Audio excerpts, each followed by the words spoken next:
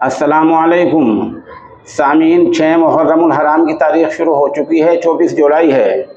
इस वक्त हम आपकी खिदमत में देश भर की 8 अहम खबरें पेश कर रहे हैं। पहली खबर मगरबी उत्तर प्रदेश के ज़िला शामली के कस्बा कांधला की है, जहां दीनी इदारा जामिया कासिमुल उलूम में यूनिफॉर्म सिविल कोड के खिलाफ अहम तजवीज़ मंजूर हुई है।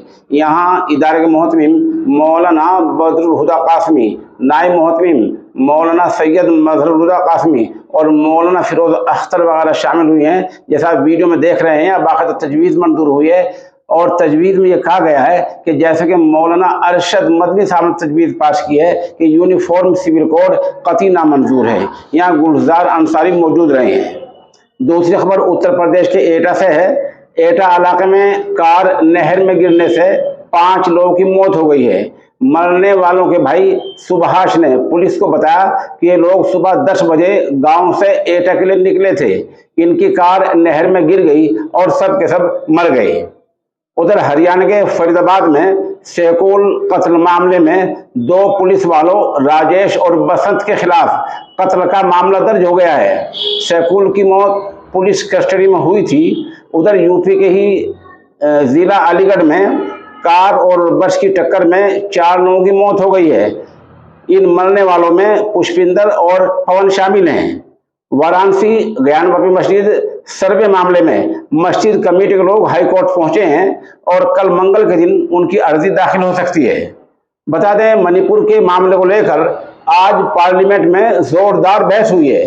बहस के चलते आम आदमी पार्टी के एमपी संजय सिंह को सस्पेंड मुअत्तल कर दिया गया है। कांग्रेस पार्टी ने कहा कि आवाज दबाने के लिए ये कार्रवाई की गई है। मांग क्या है? अपोजिशन की मांग ये है कि मणिपुर मामले में खुद वजीर आजम जनाब नरेंद्र मोदी आकर बयान दें। जब सरकार का कहना यह है कि वजीर दाखिला अमित शाह बयान दे रहे हैं। आज अमित शाह ने कहा भी है कि सरकार बहस के लिए तैयार है, लेकिन कांग्रेस और दूसरी पार्टियों की मांग ये है कि वजीर आजम खुद आकर मांग दें। उधर बता दें, मणिपुर में का जो एक इलाका है थोपिंग इलाका, वहाँ मैतेई और कोकी समाज में रात भर झगड़ा रहा है, फायरिंग हुई है। वह मणिपुर में हालात अभी तक ठीक नहीं है। और बता दें, अमेरिका जैसे मुल्क ने आज फिर मणिपुर वाकये की सख्त अल्फाज में मजम्मत की है और कहा है कि जो कुछ हुआ है वो गलत हुआ है। हुआ क्या था? हुआ था कि मणिपुर में 2 औरतों को बिल्कुल बरहना करके उनको घुमाया गया था, परेड कराई गई थी। ये मामला पूरी दुनिया में उछला हुआ है। उधर उत्तर प्रदेश एटीएस ने 72 रोहिंग्या मुसलमानों को आज पकड़ा है। ये मुसलमान रोहिंग्या के रहने वाले हैं। इल्जाम ये लगाया कि बांग्लादेश से चोरी छुपे हिंदुस्तान आ गए थे। सबसे ज्यादा गिरफ्तारी मथुरा से हुई है। एक तस्वीर भी आप इसमें देख रहे हैं उनकी। उधर हरियाणा पुलिस की कस्टडी से ठगी के मुलजिम भाग गया है। ये बलजीत नामी मुलजिम है जो 40 लाख रुपए का जिसने धोखा दिया था। पुलिस इसको पकड़कर लाई थी। पुलिस आज इसको रिमांड पर लाई, इसके दफ्तर ले गई और वहां से पुलिस की कस्टडी से भाग गया। थोड़ा हम हरियाणा के शेकुल के बारे में और आपको बताना चाहेंगे। दरअसल हरियाणा में 24 घंटे पहले ये शेकुल का पुलिस की कस्टडी में कत्ल हुआ था।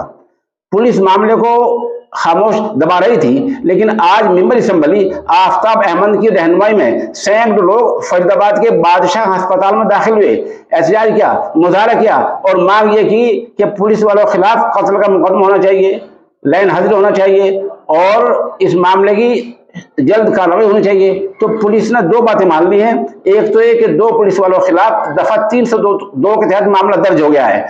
एक सब इंस्पेक्टर लाइन हाजिर हो गया है। फिलहाल लोग अपने घरों को चले गए हैं और कहा यह गया है कि बाकी कार्रवाई पोस्टमार्टम रिपोर्ट के बाद होगी। कहा जा रहा है कि पोस्टमार्टम जी वो फोटोग्राफी हो रही है, वीडियोग्राफी हो रही है। अब देखिए शेकुल का मामला आगे आगे क्या रुख इख्तियार करता है।